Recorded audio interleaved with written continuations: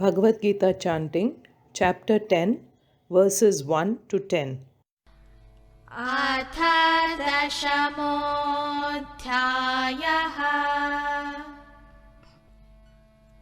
श्रीभगवानुवाच भूय एव महाबाहो शृणु मे परमं वचः यत्तेऽहं प्रीयमाणाय वक्ष्यामि हितकाम्यया। न मे विदुः सुरगणाः प्रभवं न महर्षयः। अहमादिर्हि देवानां महर्षीणां च सर्वशः। यो मामजमनादिं च वेत्ति लोकमहेश्वरम्। असम्मूढः समर्थ्येषु सर्वपापैः प्रमुच्यते। बुद्धिर्ज्ञानमसम्मोहः क्षमा सत्यं दमः शमः। सुखं दुःखं भवो भावः भयं चाभयमेव च। अहिंसा समता तुष्टिः तपोदानं यशो यशः। भवन्ति भावा भूतानां मत्त एव पृथग्विधाः। महर्षयः सप्त पूर्वे चत्वारो मनवस्तथा। मद्भावा मानसा जाताः येषां लोक इमाः प्रजाः। एतां विभूतिं योगं च मम यो वेत्ति तत्त्वतः। सोऽविकम्पेन योगेन युज्यते नात्र संशयः।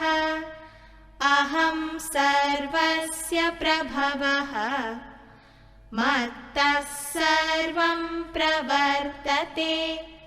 इति मत्वा भजन्ते मां बुधा भावसमन्विताः। मच्चित्ता मद्गतप्राणाः बोधयन्तः परस्परं। कथयन्तश्च मां नित्यं तुष्यन्ति च रमन्ति च। तेषां सततयुक्तानां भजतां प्रीतिपूर्वकं। ददामि बुद्धियोगं तं येन मामुपयान्ति ते।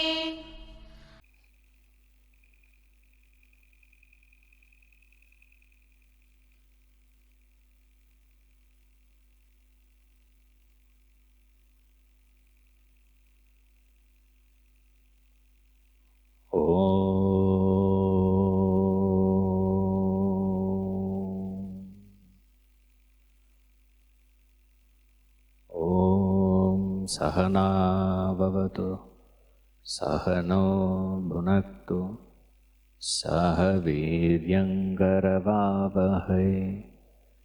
तेजस्विनावधीतमस्तु मा विद्विषावहै। ॐ शान्ति शान्ति।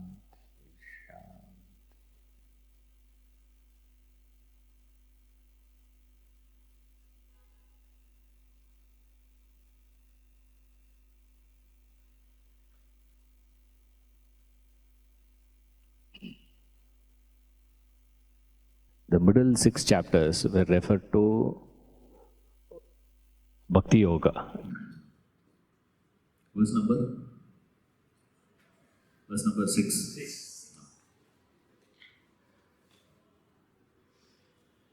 महर्षयः सप्त पूर्वे चत्वारो मनवस्तथा मद्भावा मानसा जाताः येषां लोक इमाः प्रजाः महर्षयः सप्त पूर्वे चत्वारो मनवस्तथा मद्भावा मानसा जाताः येषां लोक इमाः प्रजाः.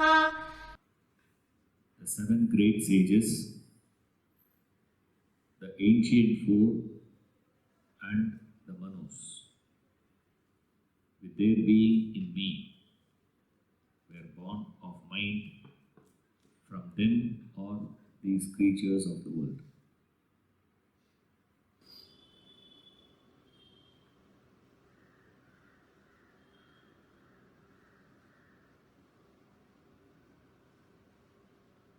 He is enumerating the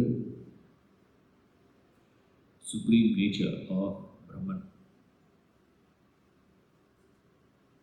that Vibhuti is going to build that. He is just building the idea, right? Vibhuti is coming little later. The glories are coming little later. As of now, what he is doing is he is building a general idea, broad vision he gives. So verse 4 and 5, he explained how the inner qualities in an individual, Yashti, individualistic, internal. Now he is giving Samashti, macrocosm. 4 and 5, individual. Now it is total. Microcosm, macrocosm. Yashti, Samashti. That's all. Now he is giving how this macrocosmic world was created. The Sapta Rishis, the great seven sages, Bhrigu, Angiras, Atri, Pulaha, Paulasya, Katru, Marichi. This is one list. And the list keeps on changing. Right? It's not that, the list is a static list. It keeps changing. Because if you see some Swamiji's commentary, you will find Yashwan, and then Sudhama, Vishwamitra, Vasishta, and all will be here. So it will keep changing. That's about it. There's no. It's like saying all-time greats. Attendance. We have seen the list in 1990s, right? You will not find Nadal, Federer. Why Nadal was not there? Federer was not there in 95 list. He was not there at that time. That's all. Now he is there. Now after some time, all-time greats will be adding few people. And few people will be forgotten also over a period of time. So like that it keeps changing. So Sapta Rishi means those seven Rishis. There's Maharishis there. And then the ancient four. And remember, these things were studied in two angles. One, emotional side, another one is intellectual side. First, we will cover the emotional part. Emotional part is Puranic style, Upanishadic style. There are two ways of studying. Puranic style is, these are the rishis. Then you have this four, the Manasika Putras of Lord Brahma, the first creation. When Brahma decided to create, he said, all alone I cannot do everything. So he needed few people to help him out. So for creation you need perfect beings. Okay. So he created four fellows, perfect. Those four fellows, since they are perfect, they said, enough of you and your creation, I am going back to Brahma. So creation did progress. Right. Then he said, I made a mistake. Now I am going to create imperfect. And those fellows, straight before creation, they started destroying everything. Then he said, okay, now I have understood. I should not be, it's neither perfection nor bad. In between. That's why human beings came into picture. Neither. So the creation. These are Puranic stories. Okay. He is referring to those four ones. The Sanat Kumara, they are known as. So there are four of them. In that, the first one is the Sanat Kumara. So the Sanat Kumara, Sanaka, Sanatha, and Sanandana. These are the four Kumaras. Then 14 Manus. Lawgivers. Like we had Dr. Ambedkar. Like that. So there are these four Kumaras. And then you have these 14 Manus. The Manus, they were 14 in number. Those who administer what has been created by Brahma. So to manage that is given. So those are the people who administer with certain rules. So each administrator brings in their own rules.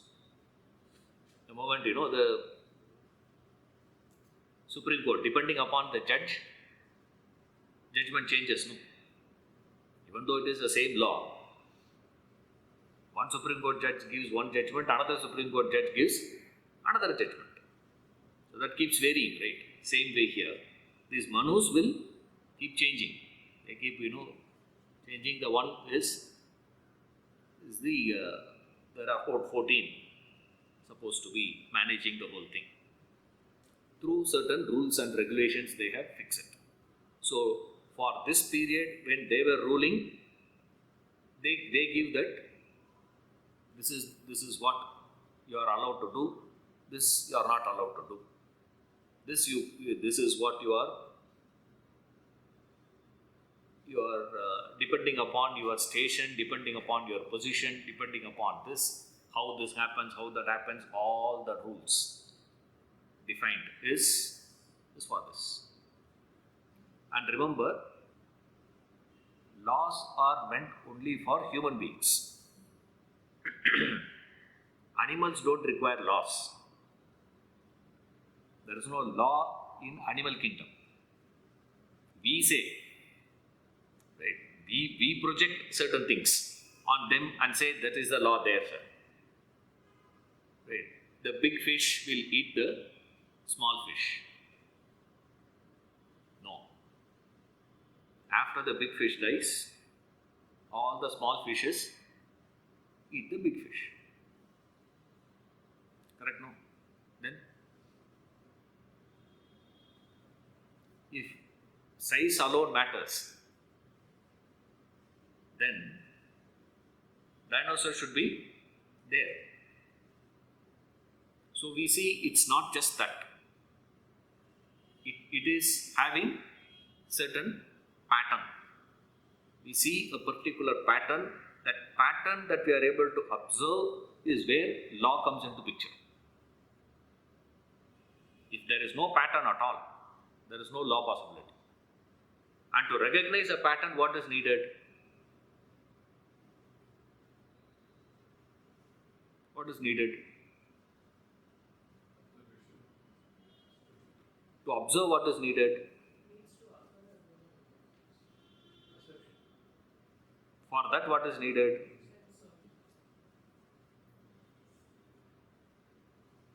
Buddhi is needed. You need intellect, isn't it? If there is no intellect, perception will happen, isn't it? For a perception to happen, you don't require buddhi. In that perception, to recognize a pattern, you need a buddhi. Correct?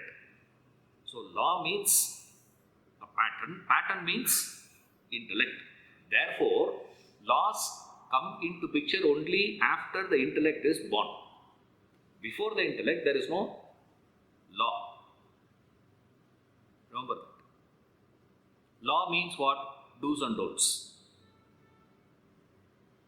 Without do's and don'ts, there is no law.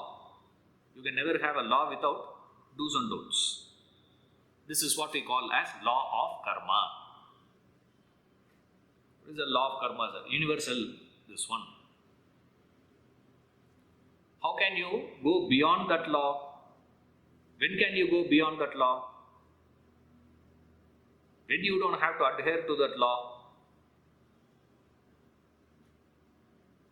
The moment you take a stand that I am okay with any consequence that comes out of this action, I am not bound by that action. The moment I am willing to accept any consequence, short term, long term, all that, I am willing to take it. The moment you are willing to accept the consequence of your action, you are not bound by the action. Then you can do whatever you want. Bound by the action means then you don't have to go into the pattern of rules and regulations. The moment we say that, no sir, certain consequences are palatable for me, agreeable for me, certain consequences are not palatable for me, not agreeable for me, then you better follow the rule, isn't it? The moment you say that certain things are okay for me, agreeable, not agreeable, then immediately do's and don'ts comes into picture. You can't escape. What is allowed, what is not allowed is called law. It's as simple as that. So that is what, there are different periods, different laws comes into picture. That is why they gave 14 manus. It's not only one manu. It keeps changing because certain consequences are agreeable for us, certain consequences are not agreeable for us over a period of time. Things change now. There was a time, once we all, the humanity believed, there are a group of people who are born to be a slave. Isn't it? One group thought, one group of people were born to be slaves. That's it. Now, that has changed, isn't it? So things keep changing. As those things keeps changing, what happens, sir? Certain things are agreeable, certain things are not agreeable. So, depending upon what set of actions that will take us to that agreeable result should be promoted, then not palatable consequences needs to be dissuaded, should not be allowed. So this is where we have these two rules. Laws were given by different manus. That's why we have 14 manus. Each manu will give during his period. They have different periods. Now there is no, don't ask me how they defined it, sir, what basis, we don't know. But we say this is what it is. This is the devotional aspect of it. That's about it. Let us agree. And it is not that it is a blind devotion. There is some rationale behind it. This is the rationale behind it. What do you mean loss?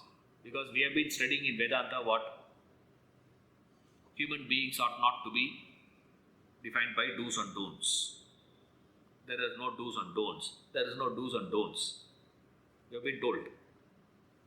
But what you don't understand is, when Vedanta says do's and don'ts are not meant for human beings, what is the meaning of that?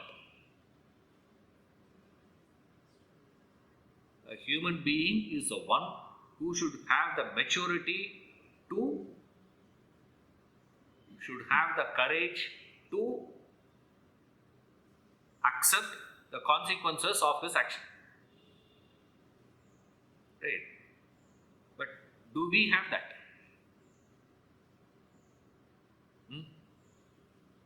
You don't take that. You see, therefore policing is needed. You can't escape after that. So when Vedanta says maxim and mandates are not for human beings, immediately all of us think, yeah, correct. That is why, sir, in the house also I tell there should not be any rules. In the office also there should not be any rules. In the traffic, rules alone should not be there. Traffic rules should not be there when entire population who is driving, who is using the roads in any manner, driving, riding, walking, crawling, grouping, whatever you do, all those people are willing to take the consequences of their actions. Then there is no problem. Only then. So as far as Vedanta is concerned, it assumes you are a matured individual and then speaks to you. Right. Now we have to go back and ask that self question we have to ask. Am I a matured individual? Yes or no? And 99.9% will say yes, sir. Right. What is the proof? Proof of your maturity is what? I am agreeable with any consequence.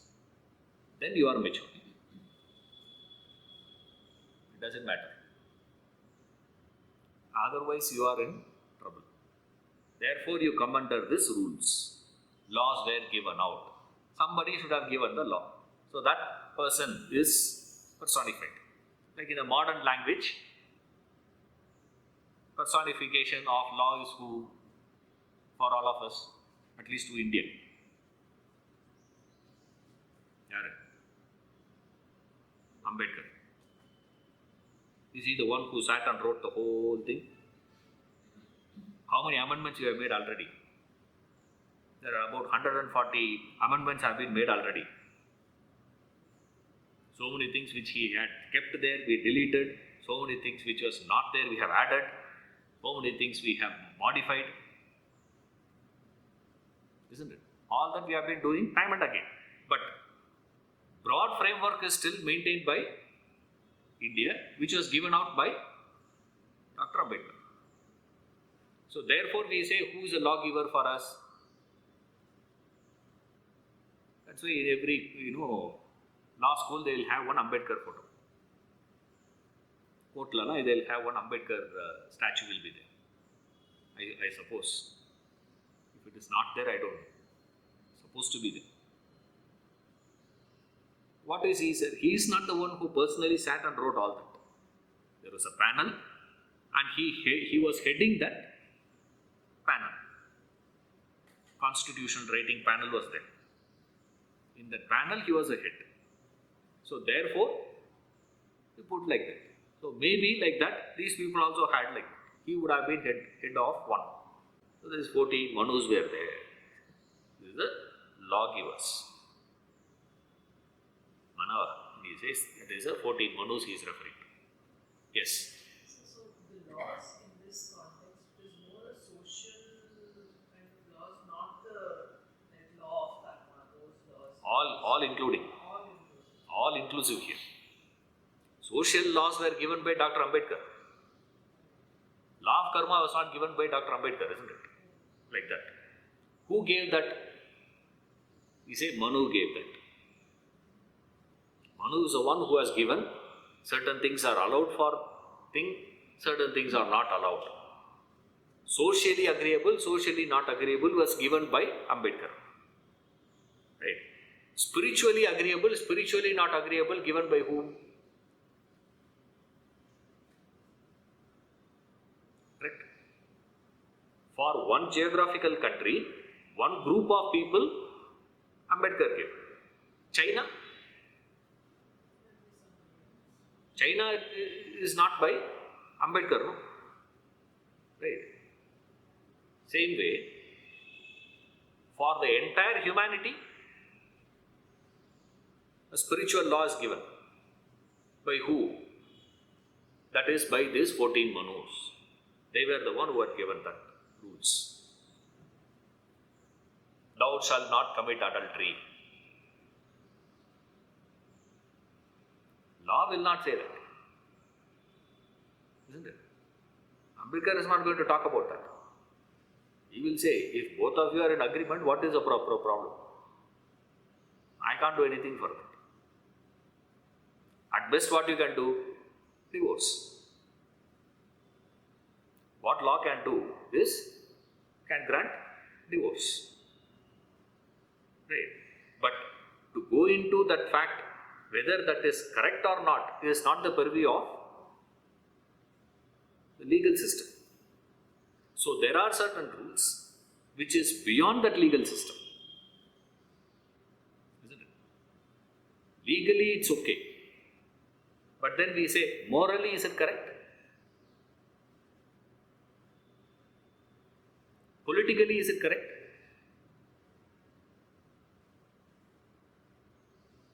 Isn't it?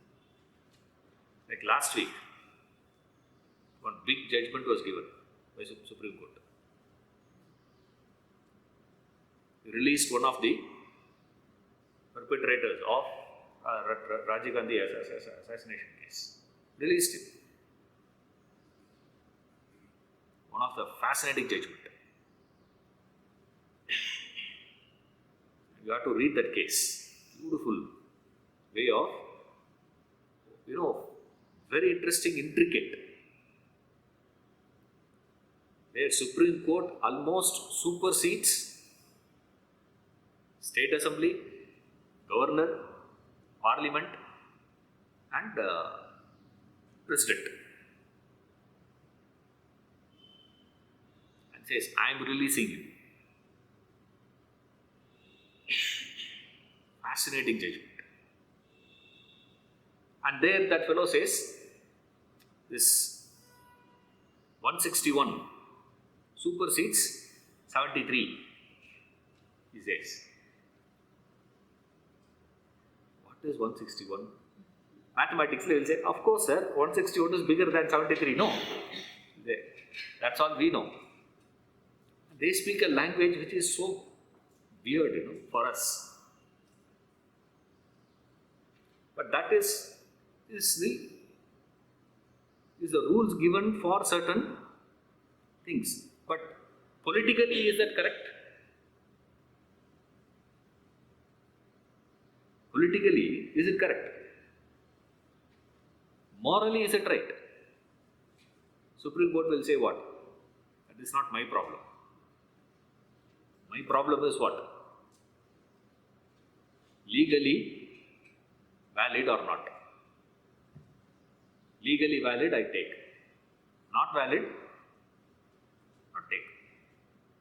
Morality is not the job of socially acceptable or not. Is it the job of the Supreme Court? Social things are different. Political things are different. Spiritual things are different. Now here when we say 14 manus, we are referring to which one? The lawgivers, the laws pertaining to your spiritual well-being. Spiritual aspect of your life. For that he is given. It doesn't fall into the category of social, it doesn't fall into the category of moral. It will talk about all that. That's the beauty of it. It will talk about certain social setup. It will talk about certain moral principles. But it is not to uphold the social customs, culture. Like you also go and do archana, isn't it? Temple you people go and do archana. All of you have done? Archana you have done, no? Huh? You mean to say you have bhakti? Then why you do that?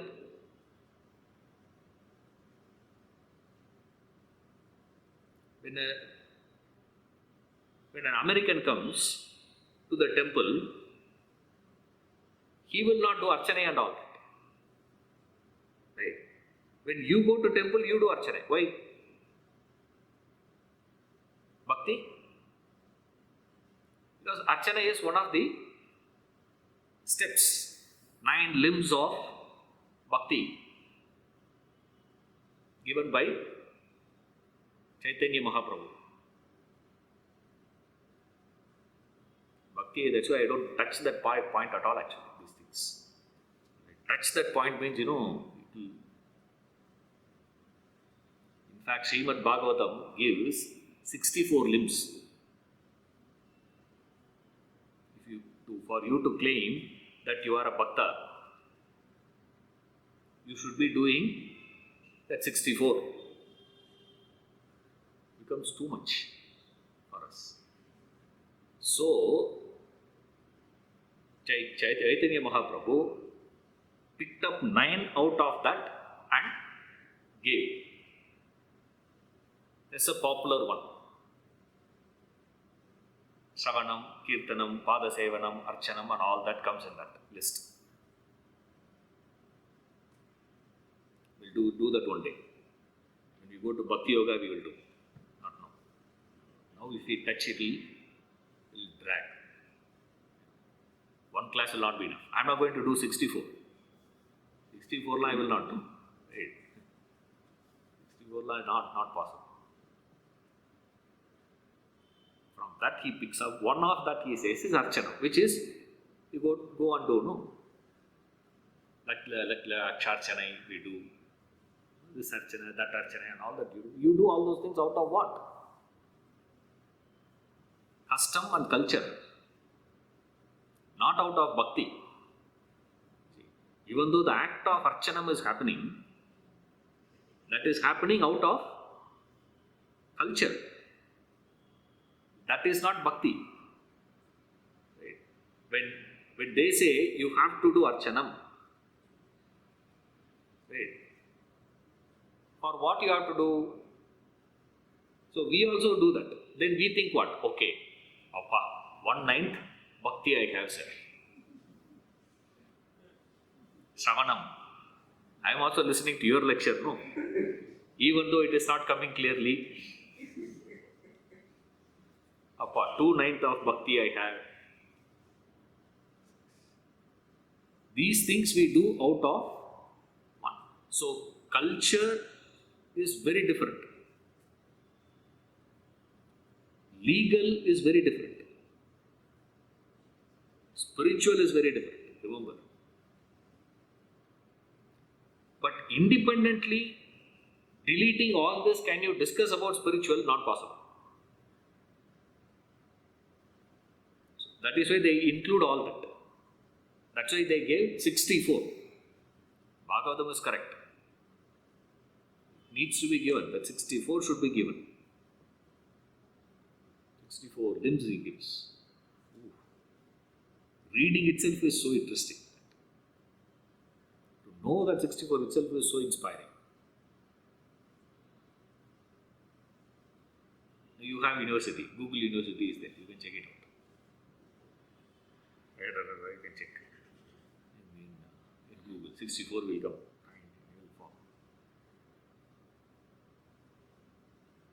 Nice ones. From there he picked up that essential 9. Chaitanya, out of his compassion, he picked out that 9. He says, at least have this 9. To start with. When Chaitanya gave that 9, don't think, he said, this is enough. He says, start with this 9 at least, in Bhakti. Then you can graduate to practice one by one. That he gives there. So, law givers, when you say, we are talking about the spiritual law. Now, when we say spiritual law, the only spiritual law that we can conceive of is that supreme law. The law of all the laws. Law of karma. Now, who gave that? Who's administering it? Who's managing it? They say, these are the 14 manus. Application of that law. So that you can get what is palatable to you and avoid what is not palatable to you as a consequences of your actions. Actions means what? Manasam, Vachikam, Kayikam. All three included, remember. In Ambedkar law, which is included there? Only Kayikam. Vachikam law, you cannot. Sir, he called me an idiot. I am filing a case on him. Now you cannot. Will not be accepted. Court will not even take the case. Manasam. I thought of, robbing the bank.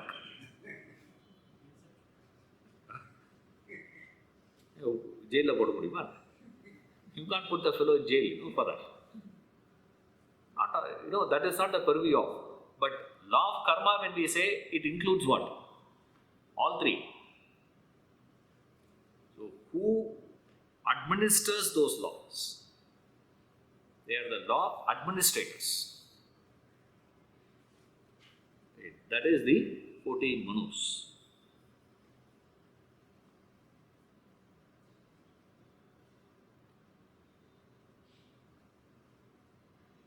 All that is what, sir?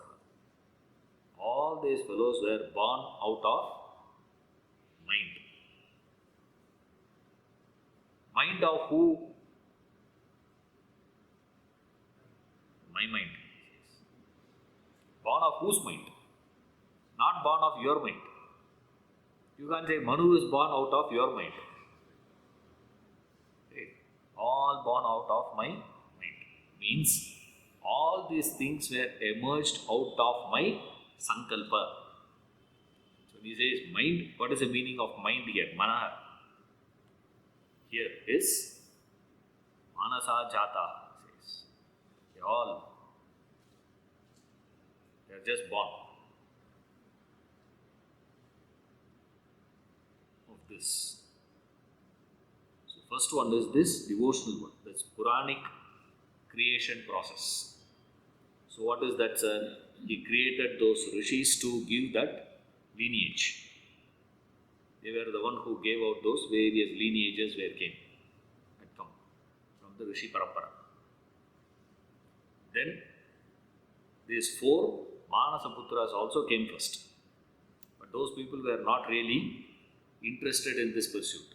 So they moved in the direction of Brahman. So they are not helping their father.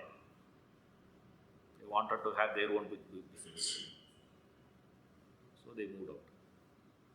Then he created these people, 14 manus, to administer the things and to create that further progenies and all that. They created this Maharishis. So all these rishis were giving their particular lineage and all that. So this is the Puranic creation process of macrocosmic creation process. Then we study the same thing from intellectual angle. Right? Intellectual angle, when we say, it is not logic, remember. Right? It's not logic here. Intellectual here means applying the same thing to internal. That is the meaning. So intellectual here is internal you have to take. It only symbolic representation of human constitution. That's all. The entire human constitution from various angles. So that is this thing. So then it is no rule as such here. Right? It is association. That's about it. A thought association. So the moment they say 7, what is the 7 referring to? Then they say 4. What is the 4 refers to? Then you have 14. What is that 14 refers to? That's about it. Now what he is saying is, all these aspects which combine to create a human being All those things emanate from the pure consciousness. That is the message here. The substratum is the pure consciousness for all this. Then we have to fill in the details. So in this, easiest number is 4. What is a 4? The moment we say 4, immediately we go to this antakarana. Right? The what we call as a subtle body. Made up of manas, buddhi, chit, ahankara. Mind, intellect, conditioned consciousness and ego. All this put together is this 4. Right. Then we have to see what is that 7 now. The 7 refers to the 2. One aspect of it is the 5 tanmatras, original elements. What are the 5 elements? Space, air, fire, water, earth. These are the 5 elements. And then the tanmatras, the 5 elements, 5 original subtle elements before grossification. The grossification process you study in Atma Bodha. The student is familiar with all that. That's assumption here when you come to Bhagavad Gita. You are familiar with the process called Panchikarana. In Sanskrit it is easy. In English it is far more complex. Even today I have not understood. I have just memorized it. Panchikarana looks much easier for me. Right. Translation, Panchikarana. What is Panchikarana? Sanskrit we don't know. I'll tell in English. I didn't understand, but if you understand, well, very good. Right. Pentamerous self-division and mutual combination. Enna purinjudhu? I have not understood. No process. Some process. Now, after that process is what we understand as space, air, fire, water, earth. The earth that we see, the fire that we transact with, water that we transact with, what we understand as air and what we understand as space. All this is after that process, after the Panchikarana process. But then, before that Panchikarana, self-division and mutual combination, there is original space, uncontaminated by air, fire, water, earth. Original air, uncontaminated by space, fire, water, earth, etc. Right. That is what is known as tanmatras. 5 original subtle elements. And then there is the 6th element called Mahat. In the 7, what are the 7 things represents? The 7 represents the tanmatras and then the Mahat, the total mind or the total intellect is known as Mahat. Don't try to translate it in any other way. Simply take it as total intellect. What is the total intellect? Don't ask. Now you have intellect, I have intellect, however small it is. Right? All that put together, that is called total intellect. That's it. Like we say, GDP. Like that. This is the GDP. Like that it is. Total intellect. Then the another element is called ahankara. Now this ahankara is different from mano, buddhi, chit and ahankara there. Right? That ahankara is different, this ahankara is different. Enna different la engita kekka? I don't know. Right? Don't ask me, I don't know that. Honestly speaking. I'm just telling what is given there. They ask me, sir, what is the difference between that ahankara and this ahankara? All that I can say is exactly like your intellect and mahat, same way, this also must be. Total ego. Might be, but I don't know. Honestly speaking, it's only my guess. Actually, I have no idea. This is the 7. So what are the 7, sir? 5 tanmatras, mahat and ahankara put together. Then you have 14. What is the 14, sir? The 10 pranas. The 10 pranas means the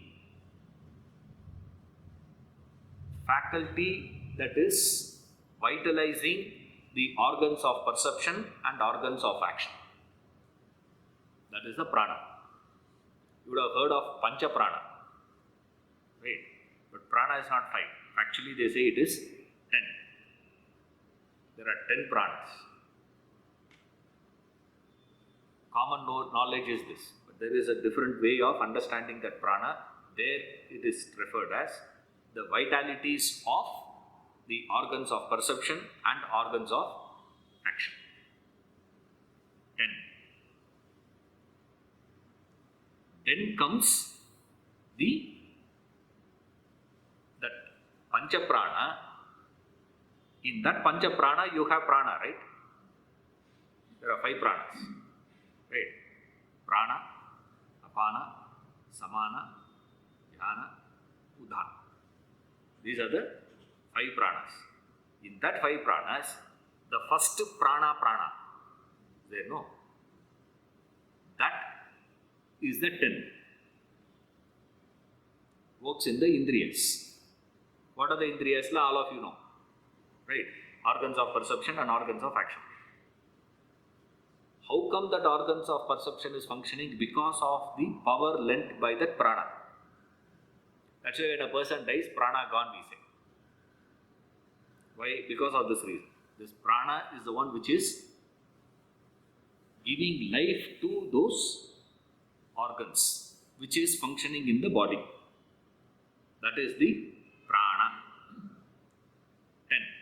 Which is divided into 10 parts. That one prana divides itself into the 10 parts. That 10 pranas. Then you have this apana, samana, dhyana and udhana. So this 14 is what now, sir? 14 pranas. So how many pranas are there now? That Pancha Prana, the same Pancha Prana is studied as 14. Divides itself and becomes that 14 parts. Since it is so complicated, we call this as intellectual interpretation. Right? Devotional interpretation very easy. Brahma created those rishis, and then he created these four people, and then 14 manus. This is how the whole creation happened. All that has come out of me. Problem solved. Right. Now this intellectual one is the most complex, because interpretation demands a lot of prerequisite. That is why we call it as intellectual. Intellectual discipline means anywhere there is a prior qualification needed, preparatory qualification needed. For devotional things, there is no preparatory qualification. Wherever you are, you can start from there. It doesn't matter. But here it's not like that. If you have to study calculus, before studying calculus, you should have been familiar with what? Arithmetic is very elementary. You can't say ABCD, you should know. Bit of algebra. After algebra introduced only, they will introduce calculus. Correct? This fellow will Google it and tell me after that. Sir அது அப்படி இல்லை சரி correct தானே? Arithmetics they teach first. Before teaching algebra, you should have been familiar with arithmetics. Before learning arithmetics, you should have become familiar with numbers. So first you have to learn numbers, then you have to learn arithmetics, then you have to learn algebra. Only then calculus comes into picture. This is the calculus. Bhagavad Gita, intellectual interpretation of Bhagavad Gita is like studying calculus. Demands what? Pre-qualification. Without qualification, if you come here, you will not be able to follow what is being spoken. Now suddenly he will say, there are 5 tanmatras, mahat, ahankara. Okay sir. Then you come next one, 4. Again he will say there is one ahankara there. What is that ahankara and this ahankara? Are you not repeating? It's not repetition. There is a difference between this and that. So, essentially, in the message is very simple. Message is any faculty that you can think of. All the powers that is functioning in you makes you a live human being. Right? Otherwise, what are you? That's why we call and ask people, when are you taking her to crematorium? We don't ask. Isn't it? When are you taking him to crematorium? You don't ask. You ask what? When the body is going to be taken to crematorium. When are you going to take the body? That's all. After that, what is it? Just a piece of wood. That's about it. There's no big difference. You simply go burn it and come back. So, today you are a being. How? All of us can recognize the functioning of all this. Right? These things we can understand. Certain things we can see experientially, certain things perceptually, certain things by projection. You can project it and understand. Tanmatras can be projected and understood. Isn't it? You cannot actually experience it. Right? But it can be projected. So there's the pranas functioning in you. You don't need a projection and all that. You can experientially you know. You don't need someone to come and tell you. You know that by yourself. Obviously. But those faculties are functioning which is making you a live being. How? Me, he says. All these creatures, all this, I am the substratum. Now you read this. The final one is where we understand it as wow. It's like, final point. That is that aha moment. You have to feel it. If you are not feeling, next verse. So you stay with it. You stay with these verses.